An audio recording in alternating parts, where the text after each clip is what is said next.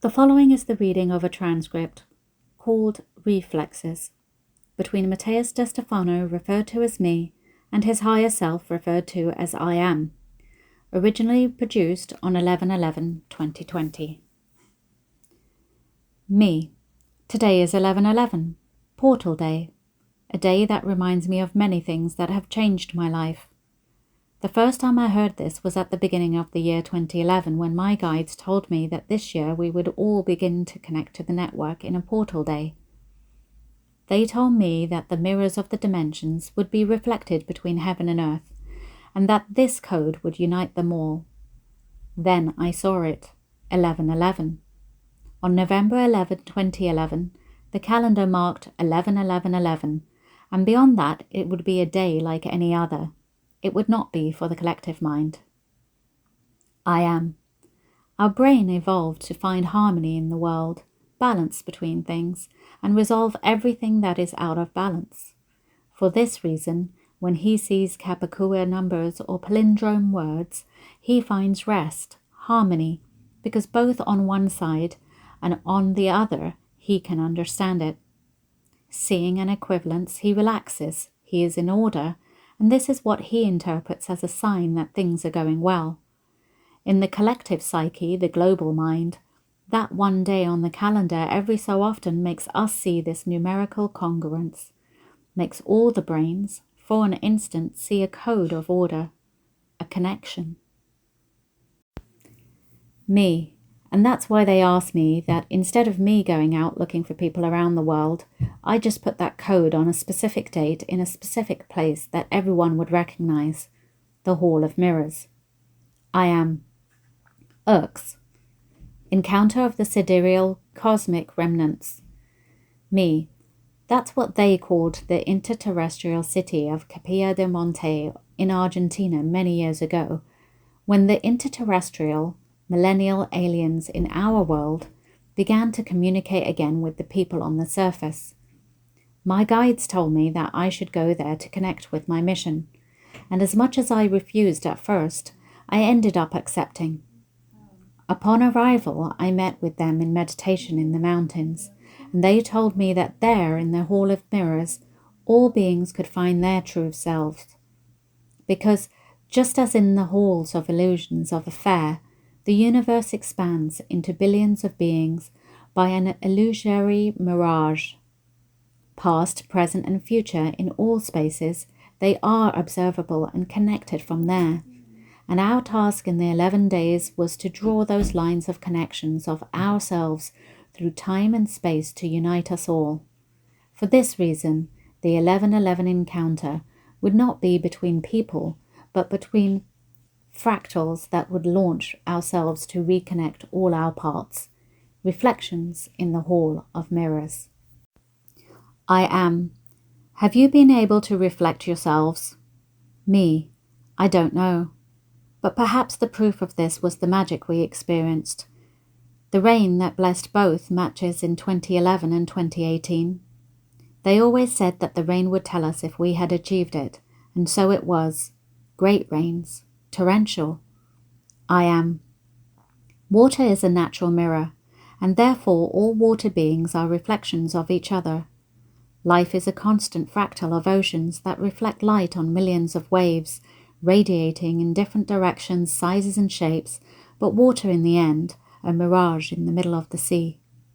When you are blinded by a single reflection, trying to reach it, you will realize that it will be impossible. Because depending on your position, the brightness will change. Every wave is not fixed, but instantly mutable, and therefore any conception of permanence is nothing more than an idea of perception. Going to the Hall of Mirrors is looking like a wave in the middle of the sea, mutating, transforming yourself into all your lives and parallel universes, as well as into other living beings around you. Me. What is a reflection? I am. It comes from the word re, which means to return to, and the word flecter, which means to bend, to divert. A mirror deflects light by bending an image, causing it to come back to you. That is why we speak of the reflection of a mirror. All light is reflected in water, in life, causing the photonic particles in the environment from the sun and those we emit ourselves to be reflected in the water that lives inside others.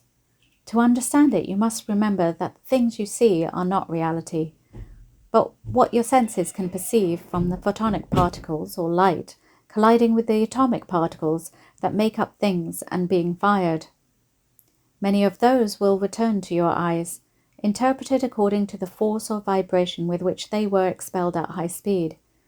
But you never see the object, but what the light particles communicate to your nervous system about said object.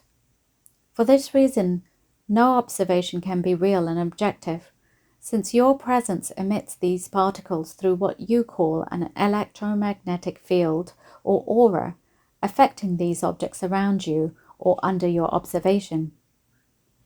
Me. This is what the phrase, the observer modifies reality means. I am. Yes. Me, which implies that there are past, present, and future observers, and that they all condition each other if they manage to look each other in the eye. I am. Well, where there is water, there will be a reflection. The light will return to you, and it will modify your perception of what exists. Thus, everything you see outside is nothing more than an internal perception, since the reflections of reality are precisely your own light image bending and returning to you, reflected in the inner sea of people or living beings around you. Me. Life itself is a hall of mirrors. There is no need to go to an interterrestrial city. I am. So, the only way to escape the hall of mirrors is through ignorance and unconsciousness. Me. How would that be? I am. Well, when I ignore that the external truth is only a reflection of internal truth, when in desperation that everything I see and happens is nothing more than my perception, I prefer to silence that consciousness to allow myself to live in peace. Imagine how difficult it is for any living being to become aware that each moment is nothing more than a reflection, and that everything can be analyzed. Me. It's desperate. I am. That's why the brain learned to select the data in packets that it keeps mostly in the subconscious, where at least 70% of all information is recorded. Me. And the unconscious? I am. Saves at least 29%. Me. Which leaves 1% for conscious. I am. You don't need more. Only the unit is enough to be conscious. The point is to use it well. It takes practice to assert that 1%. Me. And what would that practice be like? I am. Being open to everything and not having my mind closed to only my point of view. See the side reflections out of the corner of my eye and not just what is in front of me. Expand the spectrum of vision. Me. This would imply that instead of seeing every signal from the universe that I receive from myself, I should be permeable to the strongest and most striking signals. Taking into account that everything is a reflection, my 1% will be able to identify errors or messages faster when we make a mistake. I am. It's like when someone doesn't understand what you've said and makes a claim against you. If his comment doesn't affect you, it's because it's not a reflex. If his comment affects you, it is because the particles are reflecting you. Me. But does that mean I'm wrong then? That is to say, if someone reflects on me with an external critic, then is it that I am wrong or that I criticize? I am. It's just that you haven't explained yourself well. When you look in that mirror, are the reflections accurate? Me. No. Typically, if in reality I raise my right hand in front of a mirror, in the reflection I will see myself raising my left hand. I am. So nothing is so literal, nope. It is like the one who thinks that if you are a Nazi, then you will be a Jew in the next life. If you are rich, then you will be poor. The universe does not understand such reflections. Reflections are related to things that we are not communicating or emanating from us correctly, which does not imply that the external arrives literally, but rather distortedly, only reminding us that there is something to correct, and that it is not necessarily directly proportionate to what you see. You will identify the reflections by the things that come into your life, but you will identify what you have to work on in yourself by what deserves your full attention. If what you see in a rose bush is a withered rose, it is that your brain is resonating in the withered. Me. And what about the idea that the brain seeks to solve problems? Could it be that the brain has seen the withered rose because it is looking for a way to find harmony there again? I am. If you are not an architect, no one will take your plans. Me. What? I am. If your mind was not prepared to understand plans, the universe will not give you plans to analyze, to build. The mind finds the faults that it must solve according to the previous knowledge about those faults. In other words, seeing the withered rose in the rosebush is a sign that your brain has been designed to find it because it vibrates in that tune. Now you can choose to live in constant struggle seeing faded roses and never enjoy the rosebush, or you can make the decision to fix the faded rose so that you can enjoy the rosebush. Me. And how? I am. First accepting the reason why you see the withered rose. What moves in you? What memories does it create?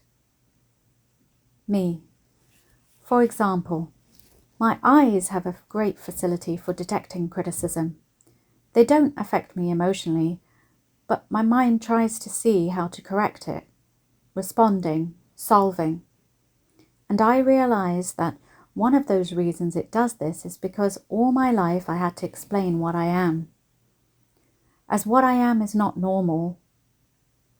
With each family member, friend, partner, teacher, or school teacher, even with those who listen to me, with everyone, I always have to explain everything about what I am, because it is too difficult to understand.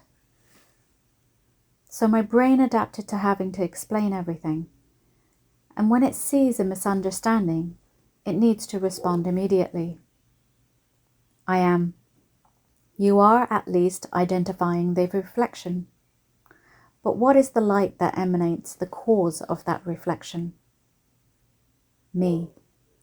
The fact that I always show myself in a different way. As much as I am honest and sincere, always saying what I am so many things, so many memories live in me, that being myself implies being many things at the same time. And that often confuses because I always do things differently. I channel different beings. I look for different purposes. And depending on the day and the dimension with which I connect, I see one thing or another. If one day I am far from the sixth dimension, I will not be able to see human beings but codes on a three-dimensional plane, which makes me serious and frivolous.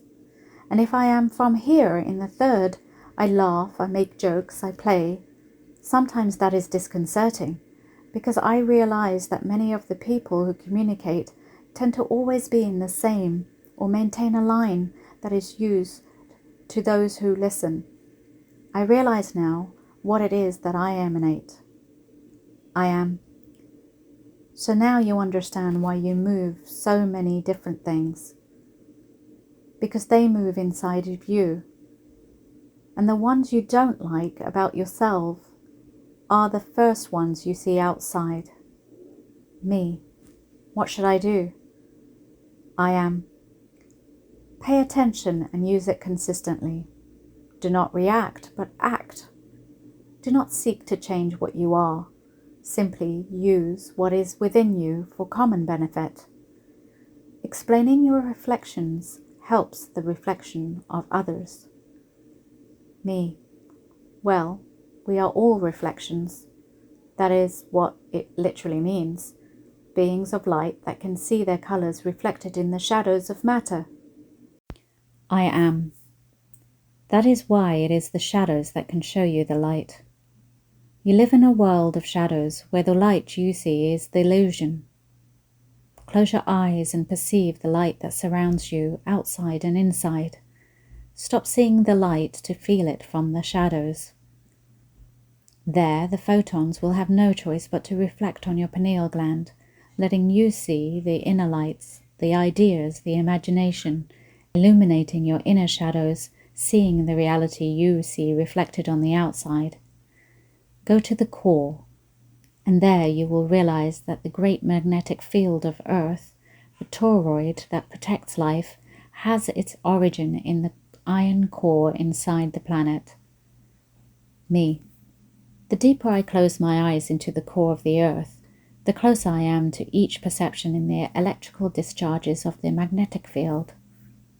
I am. What color is it? Me. It's the aura. I see it as a dream of the heart. It's green, emerald. They are the aurora borealis and the australis. I am. It is the celestial reflection, the mirage that can be seen in the heavens of the solid and the dark iron core. When you see the northern and the southern lights appear in your starry night, the emerald hues like rivers of light through the clouds, you can say that you are seeing the dark center of the world projected in the reflections of the luminaries on the eternal sky. Me. In the same way that when I look at all those who live around me, in their smiles, in their looks, I will see the lights that are projected from the depths of my heart. I am.